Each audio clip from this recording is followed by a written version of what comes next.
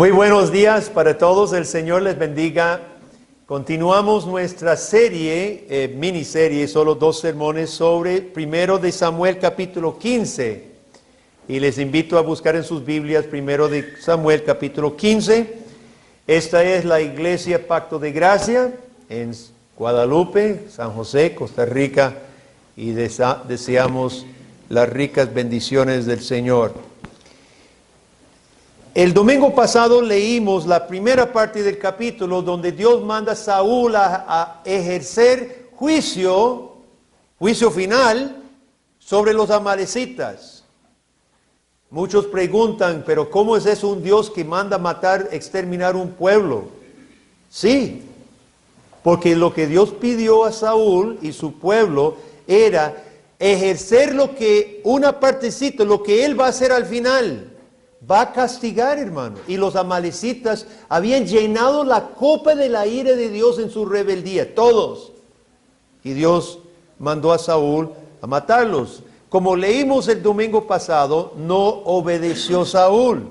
Medio obedeció. Mató a algunos, pero dejó vivo al rey. Mató a algunos de los animales, pero perdonaron y se trajeron los mejores. Y no solo eso, sino Saúl viene de la victoria, ¿se acuerda? ¿Y qué hizo en Carmel? ¿Qué se levantó? Un monumento para sí mismo. No dio la gloria de Dios. Se hizo un trofeo, dice la versión 1909. Se hizo un trofeo. Se hizo un trofeo para sí mismo. ¿Cómo llamamos las personas que se dan trofeos a sí mismas? Está grave esto. Saúl estaba muy grave. Entonces vamos a empezar en versículo 24 porque vamos arribita 22. Samuel dijo, ¿se complace Jehová tanto en los holocaustos y víctimas como en que se obedezca a las palabras de Jehová? Ciertamente el obedecer es mejor que los sacrificios. Porque Saúl dijo, es que desobedecimos y trajimos los animales para sacrificar. Y ahora Samuel dice, obedecer es mejor que los sacrificios y el prestar atención que la grosura de los carneros. Porque oiga esto, como pecado de adivinación, satanismo, como pecado de satanismo es la rebelión. Y como ídolos e idolatría, la obstinación. Por cuanto tú desechaste la palabra de Jehová, Él también te ha desechado para que no seas rey.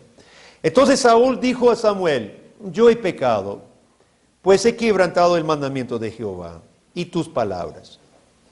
Porque temía al pueblo y consentía la voz de ellos. Perdona pues ahora mi pecado y vuelve conmigo para que adore a Jehová.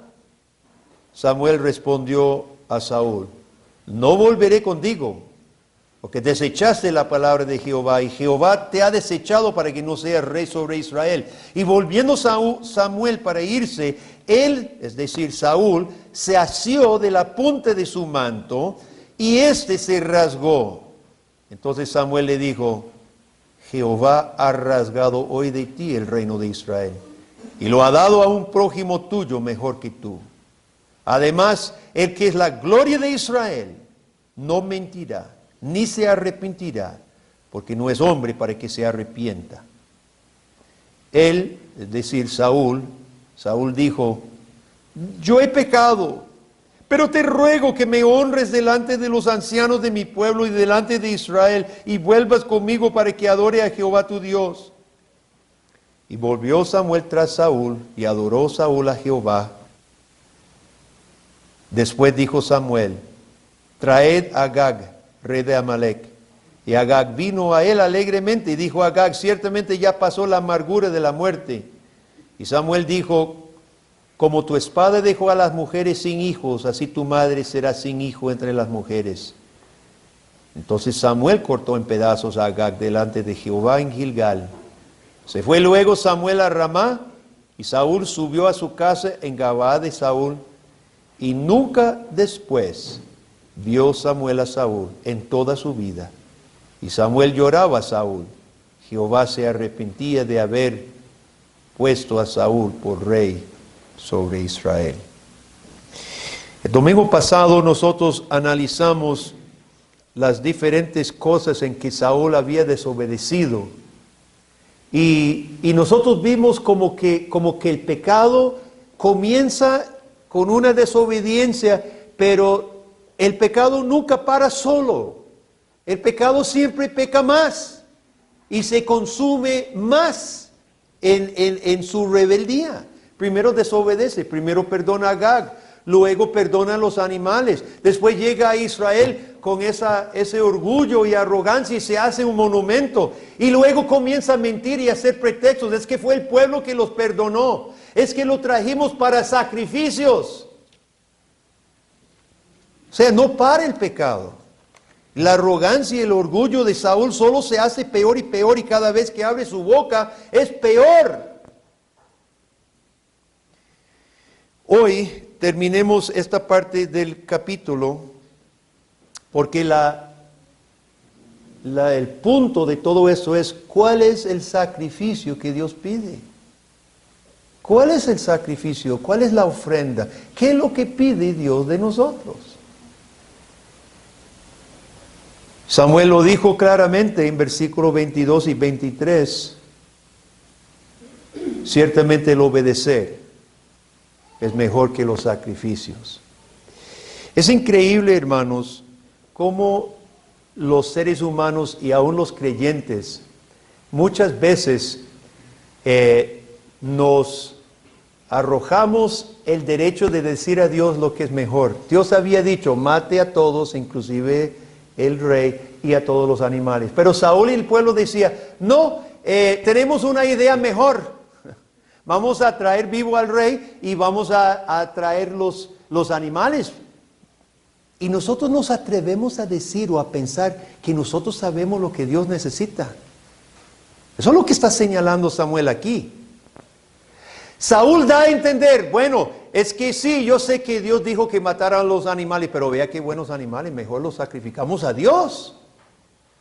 Y ponemos en palabras hasta piadosas nuestra desobediencia. ¿Y cuántas veces nos pasa a nosotros? En el hogar, en la relación matrimonial, en el trabajo. Nosotros sabemos bien lo que dice la Biblia, pero justificamos lo que decimos con palabras piadosas. Dios sabe.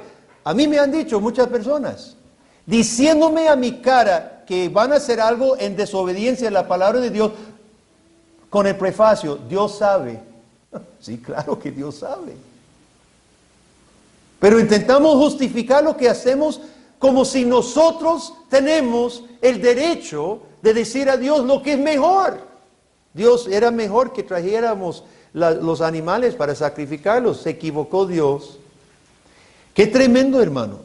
Y Samuel dice: mire, sacrificios en última instancia. Sí, la ley mandaba sacrificios, pero en esta instancia, en este caso, Dios dijo: mátelos. Y obedecer es mejor que sacrificios. El pecado principal de Saúl, lo que vimos también el domingo pasado, es que su corazón se había apartado de Dios. Me pesa haber puesto a Saúl, dice Dios, porque se ha vuelto de en pos de mí. Su corazón se ha alejado. Su corazón se hizo de él mismo, del pueblo, del trofeo, de monumentos, de hacer y deshacer como él quería. Todavía mantenía una fachada religiosa. Jehová tu Dios, bendito seas. Aquí Saúl solo habla de Dios para arriba, para abajo. Jehová tu Dios, bendito seas, para sacrificar a Dios. Saúl no se volvió no religioso. Se mantuvo muy religioso. Pero su corazón estaba lejos. Saúl había perdido vista. 29. ¿Cómo se llama Dios en versículo 29? La gloria de Israel. Saúl había perdido de vista al que es la gloria de Israel. Al buscar su propia gloria, sus propios impulsos, sus propias pasiones, honra delante de la gente, había olvidado de Dios, que es la gloria de Israel. La relación de pacto, hermanos, es que ese es el punto. Saúl está olvidando, está desechando aquella relación de pacto. Cuando Dios redime, Dios el Rey y Salvador redime al pueblo, establece ese pacto, hermanos. ¿Qué es lo que Dios redime? Nos redime cuerpo y alma. Lo redimió a usted cuerpo y alma. Y estamos en una relación de pacto que demanda nuestro todo. Pertenecemos, como dice nuestro catecismo de Heidelberg. Pertenecemos cuerpo y alma en vida y muerte a nuestro gran Dios y Salvador que nos ha redimido. Eso lo había olvidado Saúl. La relación de pacto. ¿Quién mandaba en Israel? ¿Quién era el rey? Él era el rey. Él era el rey, hace monumento, hace lo que le da la gana. Y aún así se atreve con palabras hipócritas a decir, era para Dios. Pero tengamos mucho cuidado, hermanos. Porque cuántas veces nosotros seguimos a Saúl. A mí me han dicho, cristianos, de como no se puede guardar la ley, no es tan importante. Inclusive hay una corriente teológica que justifica invalidar la ley.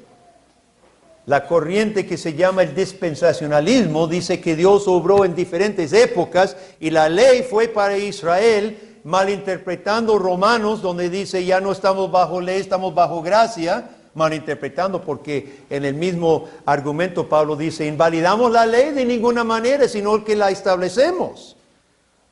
Pero está presente en el mundo evangélico, queridos hermanos, una idea de que ya no estamos bajo ley, estamos bajo gracia, porque de por sí no podemos cumplir la ley. Así que ¿para qué esforzarse cumpliendo la ley? Hermanos, la ley de Dios no se puede invalidar. Estamos hablando de la ley moral. No todas las leyes ceremoniales entendemos que eso se cumplieron en Cristo. Pero estamos hablando de la ley moral, la voluntad de Dios reflejada en los 10 mandamientos, en las palabras de Cristo Jesús. Eso no se puede invalidar. ¿Por qué? Porque refleja el carácter de Dios. Refleja la naturaleza de Dios. Porque Saúl no podía invalidar esta ley, hermano. Porque Dios es justo y juzgará a los desobedientes. Y los amalecitas habían llenado la copa de la ira de Dios. Y Dios mandaba juicio sobre ellos. Eso no se podía invalidar por voluntad humana. Y a veces nosotros mismos nos excusamos, de ahí como no se puede guardar la ley, ¿para qué preocuparse tanto? Pero Dios dejaría de ser Dios si invalidamos la ley, si invalidamos su voluntad. ¿Cuál es el sacrificio que le agrada a Dios, hermanos? La obediencia. La obediencia. ¿Cómo podemos saber si nuestra vida agrada al Señor, hermanos? Podemos saber si estamos obedeciendo. Ahora la pregunta es, ¿obedecemos? ¿Obedecemos? Y aquí hay algo muy importante, pongan atención por favor. No hemos obedecido.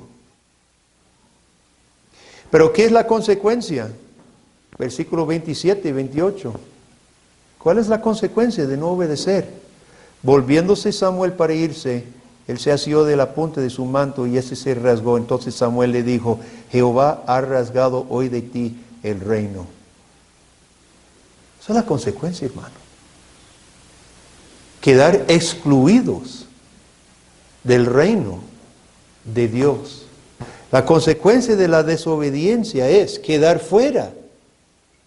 Aquí escuchamos condenación no solo sobre Saúl, sino sobre todos nosotros que seguimos a Saúl. Seguimos a Saúl reinterpretando la voluntad de Dios. Seguimos a Saúl poniendo los pretextos para el por qué desobedecemos a Dios. Seguimos a Saúl con palabras religiosas, bonitas, pero corazones que han olvidado la gloria de Israel. Escuchamos condenación de Dios sobre Saúl y todos los que siguen su camino. Y este juicio Este juicio cayó sobre Saúl y quedó excluido. De hecho, el fin de su vida es muy triste, suicidándose en el campo de batalla, en desgracia. La Biblia dice que como los días de Noé será la venida de Cristo, juicio repentino, y muchos no estarán preparados. Y el reino de Dios les será quitado y serán echados fuera en las tinieblas donde hay lloro y crujir de dientes. Pero hermanos, si fuera esa la última palabra, no estaríamos aquí. El juicio de Dios sería un hecho irrevocable y no estaríamos aquí. Pero en este mismo versículo 28 encontramos la esperanza. El reino es quitado de Saúl y lo ha dado a un prójimo tuyo mejor que tú. Y en esto, hermanos, nosotros escuchamos palabras de esperanza. Nosotros encontramos el Evangelio. Porque Dios no está desechando al pueblo rebelde de Israel, porque Israel siguió a ese Saúl malvado. Todos desobedecieron. Y ese pueblo testarudo y rebelde y obstinado, Dios no lo desechó. La raza humana, rebelde y obstinada, Dios no nos ha desechado, hermano. Promete que habrá un reino y promete darlo a otro mejor que él. En primer lugar está hablando de David. David no era perfecto, pero David era hombre conforme al corazón de Dios. Y en David Dios hace su promesa del reino eterno, que el hijo de David se sentaría sobre su trono eternamente. Y cuando nace Jesús, el ángel dice, y Dios le va a dar el trono de su padre David, a Cristo. En última instancia, hermanos, si David es el cumplimiento inmediato a Saúl, en última instancia, Dios está prometiendo aquel reino eterno en David, en el Hijo de David, que es Cristo Jesús. Cristo no falló como lo hizo Saúl. Cristo confrontado por Satanás en el desierto, tentado a tomar la ruta fácil, el camino fácil, dijo, vete Satanás. Escrito está.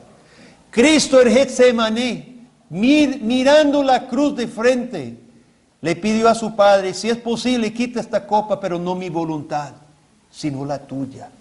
Cristo cumplió, hermano.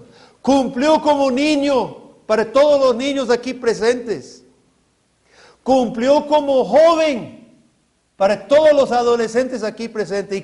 Y cumplió como adulto ante el Padre, la perfecta voluntad de su Padre, para que usted y yo, hermano, rebeldes y obstinados y pecadores, puro Saúl, para que nosotros fuéramos representados delante del Padre por un Salvador perfecto, el que pudo entrar con su vida representándonos a nosotros mismos, y luego en la cruz de Calvario expiando nuestra culpa delante de Dios, recibiendo el castigo que merecemos, tanto por su vida de obediencia como por su muerte, expiando nuestros pecados. Hermano, Jesucristo es el perfecto Rey obediente, y solamente por medio de Cristo podemos saber que nuestras vidas son aceptadas.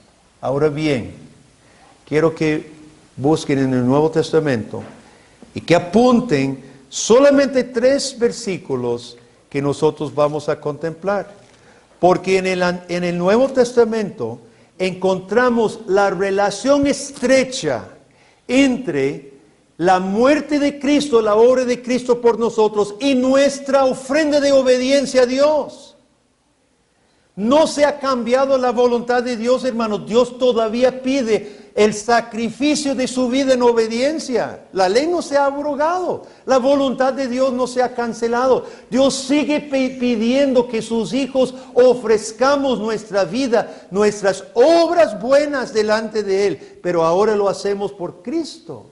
Fíjese, por ejemplo, en Hebreos capítulo 10. Y note muy bien la relación entre la obra de Cristo y nuestra entrega. Hebreos 10, solamente voy a leer unos cuantos versículos de 14 en adelante. Hebreos 10, 14, porque con una sola ofrenda Cristo hizo perfectos para siempre a los santificados. Y nos atestigua lo mismo el Espíritu Santo, porque después de haber dicho, y cita Jeremías, este es el pacto que haré con ellos después de aquellos días, dice el Señor. Pondré mi ley en su corazón y su mente las escribiré. ¿Dónde está la ley de Dios? En el cristiano regenerado está en el corazón y en la mente, hermano.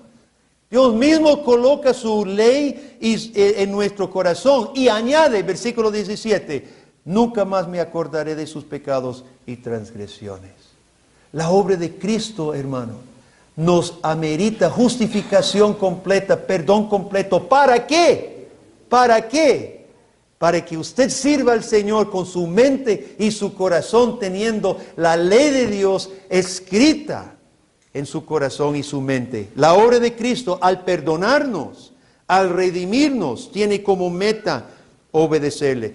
Nosotros aquí en la iglesia utilizamos en Hebreos capítulo 13, utilizamos esta bendición muchas veces al final. De hecho, es una de las bendiciones favoritas que a mí me gusta. Y escuche la relación entre la obra de Cristo por nosotros y la meta de Dios de presentar nuestras obras delante de Él. Hebreos 13, 20. Y el Dios de paz, que resucitó de los muertos a nuestro Señor Jesucristo, el gran pastor de las ovejas, por la sangre del pacto eterno, os haga aptos en toda obra buena, para que hagáis la voluntad de ¿quién? Su voluntad, haciendo Él en vosotros lo que es agradable, ¿delante de quién? Delante de Él, delante de Dios, por Jesucristo, al cual sea la gloria por los siglos de los siglos. Amén. ¿Lo ven, hermano? ¿Lo ven? Y hoy solo vamos a ver este y Romanos 12, nada más estos tres, porque hay realmente muchos pasajes que hablan de esta misma manera. Jesucristo presenta su vida por nosotros delante del Padre. Jesús obedeció perfectamente para que nosotros fuéramos, Romanos 12, 1. Así que, hermanos, os ruego por las misericordias de Dios. Pablo ha hablado en los anteriores capítulos acerca de la obra de Cristo, nuestra depravación, nuestra esclavitud e incapacidad en el pecado, la obra soberana de Jesucristo justificando al pecador que solo cree. Ha hablado de la misericordia de Dios, la obra de Cristo por nosotros. Y llega a capítulo 12 y dice, así que, hermanos, os ruego por las misericordias de Dios que presentéis vuestros cuerpos en sacrificio vivo, santo, agradable a Dios, que es vuestro culto racional. ¿Qué es el sacrificio que Dios quiere, hermano? Su vida de servicio a Él. Ese es el servicio. Mejor que sacrificios de becerros engordados. Mejor que los animales perfectos, los mejores que trajeron de Amalek. Una vida obediente y humillada ante el Señor. En su vida como en la mía hay muchas cosas que no agradan a Dios. La Biblia dice que si no pecamos, mentimos. En estos momentos que quedan, quisiera que nosotros identificáramos o intentáramos identificar las cosas que no están agradando a Dios en nuestra vida. Al interior de su hogar, ¿agradamos al Señor o no? Si usted es casado, esposo, ¿es su actitud como la de Jesucristo cuando amó tanto a su iglesia que se dispuso a sí mismo a entregarse por ella, amándola, defendiéndola, protegiéndola, proveyendo todo lo que se necesite? Esposa, si usted es esposa, Es su actitud como la iglesia hacia su Señor, sometiéndose a su marido, buscando ser ayuda idónea, facilitando su vocación, facilitando. Padres e hijos, agradamos al Señor con nuestra vida. Padres, no provocando la ira a nuestros hijos, sino criándolos en disciplina y amonestación del Señor. Hijos, obedeciendo a sus padres, que es el primer mandamiento con promesa, dice Pablo. En su trabajo, querido amigo, trabaja usted, como dice la Biblia, si comemos o bebemos o hacemos cualquier otra cosa, hacerlo todo para la gloria de Dios, o trabaja usted de mala gana, trabaja de mal humor, se roba tiempo, se roba cosas de su patrón. Y como iglesia, ¿cómo estamos como iglesia, hermanos? Caemos en el problema de Saúl, un poquito de religiosidad de vez en cuando aparezca el profeta. Somos iglesia el domingo por la mañana con un poquito de culto, una dosis, nuestra dosis de religión. O somos iglesia domingo sin faltar a la reunión a que Dios nos convoca, esta reunión de pacto, pero no solo domingo, sino también durante la semana, preocupándonos por nuestros hermanos, preocupándonos por nuestras iglesias hermanas, las otras iglesias nuestras. Tal vez, hermanos, escudriñamos nuestro corazón, siendo sinceros con nosotros mismos, vemos muchas áreas en que todavía no somos sacrificio vivo, santo, agradable al Señor. Y la raíz deberá ser la misma raíz de Saúl. Hónrame ante al pueblo. Orgullo, egoísmo, egocentrismo. Nos queremos a nosotros mismos más de lo que queremos que es la gloria de Jehová. Hermanos, demos gracias a Dios que Dios le quitó el reino a Saúl. Demos gracias a Dios que Dios le quitó el reino a Saúl. Porque si Dios no le quita el reino a Saúl, hermano, todo Israel le sigue para siempre con nosotros mismos. Demos gracias a Dios que Dios cortó los reinos pecaminosos de este mundo. Estableció a David y al Hijo de David, Jesucristo, con un reino real, un reino que redime, un reino que salva, un reino bajo Jesucristo que nos perdona, nos lava los pecados y nos regenera para que nosotros podamos ofrecer nuestras vidas como ofrendas. Cuando usted llegue a casa hoy, si el Espíritu Santo ha traído a su memoria cosas que usted necesita cambiar, yo le invito a que usted se encierre en su cuarto y a solas con el Señor, usted le pida a Dios que le quite, que le arranque del corazón todo espíritu de autosuficiencia, de orgullo, de egoísmo, como que tenía Saúl. Pidamos que Dios nos quite la ceguera espiritual nuestra. Pidamos que podamos reconocer nuestros errores y que podamos arrepentirnos de corazón. Quisiera terminar con las palabras de David mismo en Salmo 51, cuando él dice así: crea en mí, oh Dios, un corazón limpio y renueva un espíritu recto dentro de mí. No me eches de delante de ti, no quites de mí tu Santo Espíritu. Vuélveme el gozo de tu salvación y espíritu noble me sustente. Este es el sacrificio que Dios quiere, hermanos. Dios quiere un corazón y una vida dóciles y obedientes en manos de nuestro Dios. ¿Cuántos dicen amén? Oremos. Padre, gracias te damos por Cristo, el que ha sido y es nuestro Rey verdadero, el que obedeció por nosotros, murió por nosotros y obra en nosotros por su Espíritu el deseo de servirte. Él pone tu ley, oh Dios, en nuestra mente y nuestro corazón. Padre, acepta nuestro sacrificio, nuestras vidas como sacrificios vivos.